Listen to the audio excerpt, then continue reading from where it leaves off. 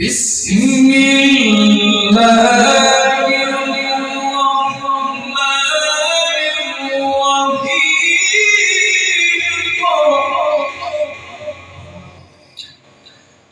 اقرأ باسم ربك الذي خلق الإنسان من علق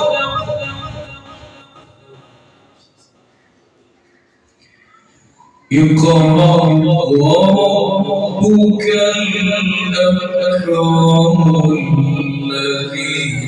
علم بالقلم علم الإنسان ما لم يعلم